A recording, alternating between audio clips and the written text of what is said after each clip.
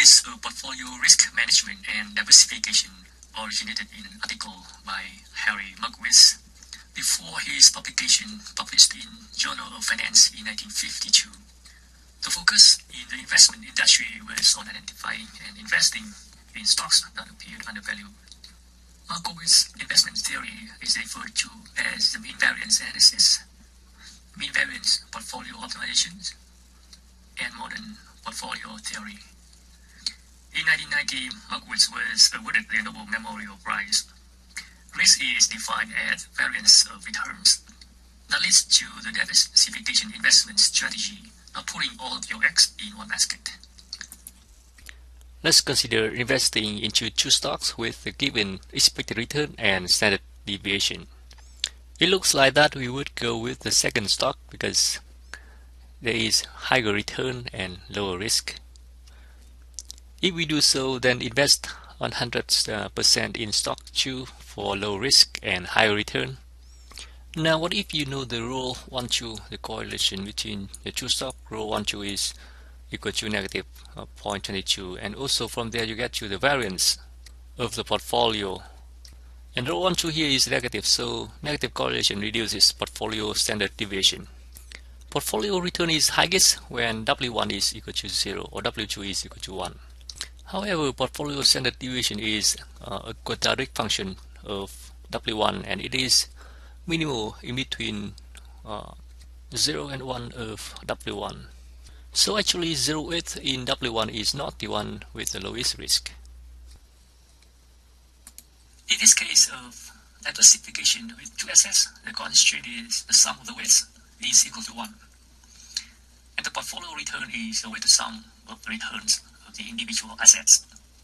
Taking the expectation, you get to the portfolio expected return, which is the weighted sum of the expected returns of the individual assets, and also the portfolio variance by taking the variance of both sides. How about the case of diversification with n assets? The constraint is still sum of all the weights has to be 1.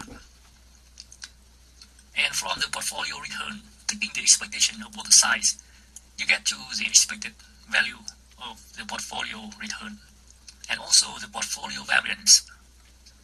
Here mu is bold and W is also bold to indicate that they are vectors. The weight vector contains the weights for individual assets. The mean vector contains the means for individual assets and also the covariance matrix, correlation matrix, and vectors of ones and zeros. Now let's talk about the mean variance portfolio. This portfolio is the solution of the mean variance optimization problem. In this problem, we minimize the variance of the portfolio with several constraints. The first constraint indicates that the portfolio return has to be the portfolio return expectation has to be at least a given number. The second constraint indicates that the sum of all the weights has to be equal to 1.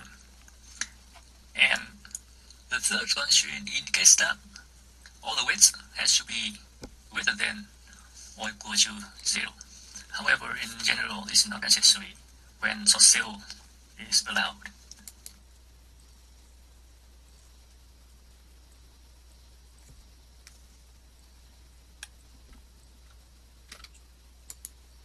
Using the Lagrangian multiplier to convert the constraint optimization problem into the unconstrained optimization problem and taking the derivatives and setting them to 0, you can get the optimal weights as indicated on the slide. Portfolio standard deviation is a decreasing function of the number of assets as shown in the figure. Now let's look at the typical quadratic programming problem. In this typical QP problem, you minimize an objective function with two parts, subject to several constraints. This can be solved in R using solve.qp function and in MATLAB using Quadratic function. And those functions can be managed to solve the mean variance model. Either using R or MATLAB, you need to make the first part of the objective function to disappear by setting the vector c to a vector of 0. The notation in MATLAB for the objective function is a little bit different. H, uppercase H here is corresponding to Q in the typical QP problem, and F is corresponding to C in the QP problem, and H here is a width vector. In MATLAB, the constraint, the inequality constraint, uses the less than or equal to operator. And some carefulness should be put in here when you set the problem up. And also, similarly, F should be a vector of 0 to make a part of the objective function to disappear. In R, the arguments of sub.qp are as shown on the slide. Dmap is actually Q in the QP problem. And also H in MATLAB, or twice the covariance matrix. The vector is actually C in the QP problem. It should be a vector of zeros, and this is corresponding to F in MATLAB. A mat is actually a matrix of A combined with B in the QP problem, and B vector is a vector of A, lowercase a, combined with B in the QP problem. And MEQ is set to the number of equality constraints. Now first let's look at the first type of portfolios with minimum variance. As you can see in the constraint, there is no constraint for the portfolio expected return. Let's see how we set this problem up in MATLAB. You should be very careful with the inequality constraints in MATLAB, which are in this form, with the less than or equal to operator. So from the inequality constraints in the mean variance problem, you will have to multiply both sides with the -1 to convert into the form of the MATLAB inequality constraints. So H in MATLAB is actually Q in the QP problem, and is equal to twice the covariance matrix. And F in MATLAB is actually a vector C in the QP problem, and is a vector of zeros. AEQ in MATLAB is actually A in the QP problem, and is a vector of 1s. BEQ in MATLAB is actually A in the QP problem, and is equal to 1. And though is for the equality constraints, sum of all the widths is equal to 1. And then uppercase A in MATLAB is actually uppercase B in the QP problem, and is -I, and I here is the identity matrix. And lowercase b in MATLAB is also B in the QP problem, and is a vector of zeros. So though uppercase A and lowercase b is actually for the constraint, for the inequality constraints, in which individual widths has to be greater than or equal to 0. Now let's look at the MATLAB code. NS is the number of scenarios, and it is equal to 60, and NA is the number of access, and it is equal to 10. R is the random returns with the mean and standard deviation following normal distribution. From there, the covariance matrix and Q can be calculated. Then this is the setup of the problem. C is a vector of 0 with NA, number of assets, NA elements. Uppercase A is a vector of 1, and lowercase a is 1. Uppercase B is an identity matrix with a negative sign, and B, lowercase b, is a vector of zeros. And then later on, we just need to call the Quadratic function and give it all the arguments. At the end, we want to check the constraint to see if the sum of all the widths is equal to 1, and if all the widths is greater than or equal to 0. And this is how we set it up in R. Dmat is twice the covariance matrix, and the vector is actually C and should be a vector of 0. Amat is a vector of 1, and B vector is 1. The code is much similar as in MATLAB. And as we have one equality constraint, so MEQ is set to 1. In the mean variance efficient portfolios, we find widths not minimize the variance of the portfolio with several constraints. And here you can see there is a constraint for the portfolio expected returns, and also constraint for individual widths. This is how the problem is set up in MATLAB. And you can see, compared to the previous problem, in the matrix A, there is the portfolio expected returns with a negative sign, and in vector B, there is the given target return for the portfolio with also the negative sign. And this is because we converted into the inequality constraints in MATLAB. And this is the code in MATLAB. And you can see how the portfolio expected return constraint is set up in uppercase B and lowercase b. You can also add another identity matrix for the individual constraints of the width. Let's say each width has to be less than a given value. And that is actually done in R. And here you see how the problem is set up in R. Very similar. And the form of the inequality constraints in R is different from MATLAB, so should be very careful.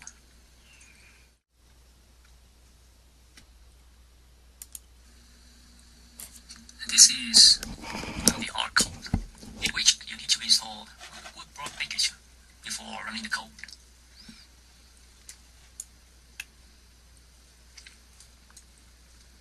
A tangency portfolio is the one that maximizes ratio of excess return to the portfolio volatility. And R sub F is the risk-free rate from the regression formula.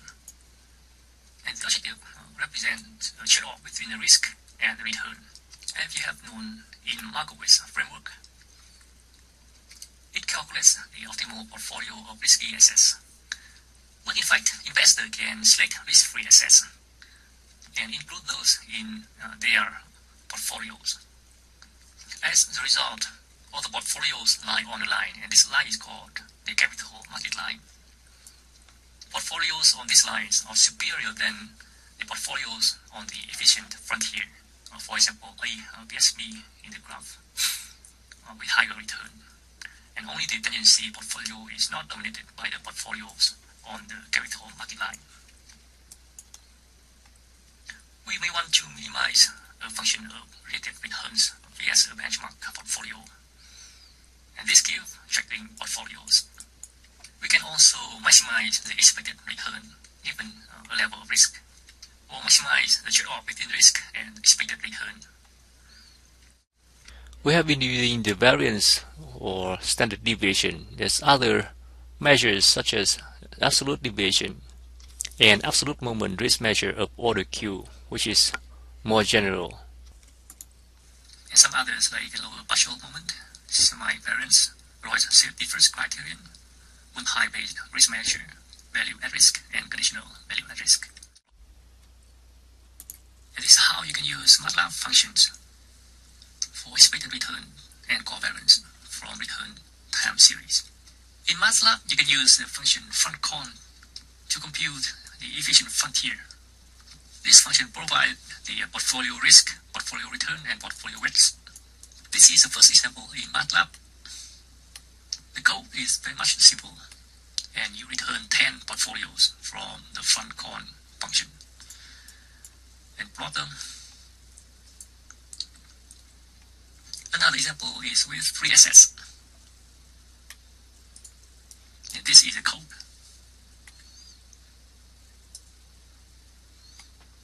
And you return 10 portfolios from the efficient frontier. For 3 assets, you have 3 columns for widths, individual widths, and also the portfolio risk and portfolio return. And you can plot the efficient frontier with expected returns against the risk. sales are allowed, and you can see with the upper bound and lower bound.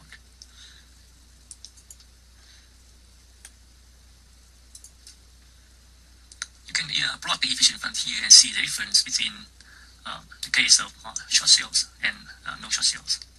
When individual weights are set differently, for example, in this case,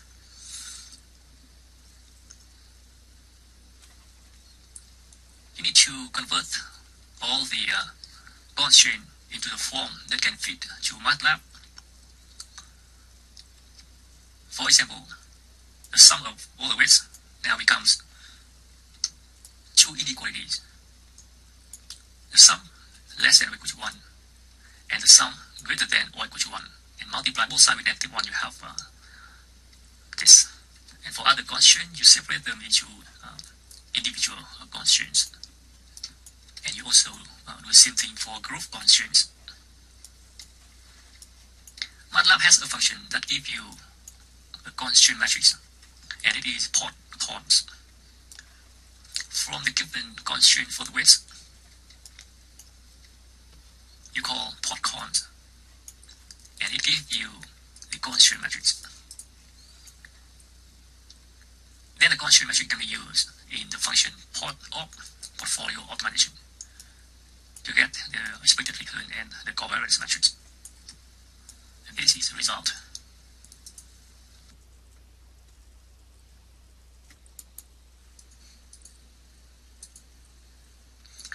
Value at risk of R measures the predicted maximum portfolio loss at a specified probability level over a certain time horizon. Commonly used probability level include 0.85 and 0.99, and the corresponding VAR is referred to as 95% VAR or 99% VAR. The typical time horizons include 1 day and 10 days.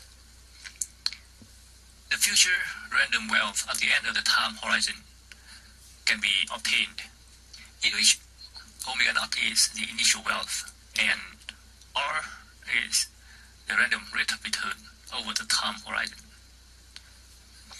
We are interested in characterizing the potential loss which occurs when the wealth increments delta W turns out to be negative.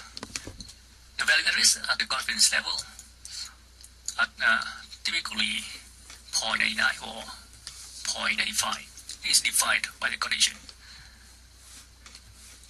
Probability of the increment less than or equal to negative bar is equal to the small value epsilon. When epsilon is 1%, then the confidence level is 99%, and when epsilon is 5%, then the confidence level is 95%. Let the function f of R be the probability density of the rate of return. Then we should look for the critical rate of return, R epsilon, such that the probability that R less than or equal to R epsilon is equal to the small value epsilon. We can deduce that omega epsilon minus omega naught is equal to negative R, and omega epsilon is a wealth linked with the rate of return R epsilon. From there, the value at risk is equal to the initial wealth minus omega epsilon, which is equal to negative omega naught times R epsilon. And note that the critical return is normally negative, and the value at risk is positive. Let's see how we can compute value at risk for normal distributed returns. We consider short-term periods and assume n share of an asset at the current price S and the daily volatility sigma.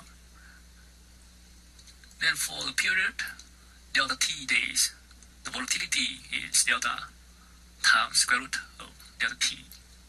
For short-term horizons, we can neglect the drift and approximate the value at risk as given. In the first example, the portfolio value is 10 to the 7th. The portfolio width, W1 is 2/3 and W2 is 1/3. And the daily volatility, sigma 1 is 2%, sigma 2 is 1%, and the correlation rho 1, 2 is 0.7. Delta t is 10 days. From there, we calculate the variance. The variance of the portfolio sigma square can be calculated without delta t, but you can also include delta t in there. In this calculation, delta t was included for delta t days. And from there, we'll get the volatility. At the confidence level 99%, the z value can be obtained. Plug all values in the formula for value at risk at 99%. We get to this. This page shows the value at risk formula for n assets. In practice, value at risk is often computed directly as a dollar amount because the historical data are available in a cash flow form. And it can be either in the profit-loss form or the loss-profit form. From historical data, the profit-loss form can be generated by taking the portfolio value at the end of the time period plus the dividends and minus the portfolio value at the beginning. This page illustrates how you can get the profit-loss form and the loss-profits form from the data. In order to calculate value at risk from historical data, first we calculate the returns, then sort the data in the increasing order and find the observation index corresponding to epsilon, and find the return value from the index. Bootstrapping techniques can be used as well. This slide shows the code, MATLAB code, to calculate the value at risk from historical data, as well as the bootstrapping method. In the portfolio optimization problem, we minimize a decision variable with the constraint that the probability that the portfolio losses exceed the value gamma is less than or equal to a small number epsilon. W is the weight vector, and the second constraint says that the sum of all the weights is equal to 1. If we assume the PR data is normal distributed, then you can convert the previous portfolio optimization problem into this form. And as we have gamma in here and there, so we can convert the optimization problem into another form. And this is the new objective function.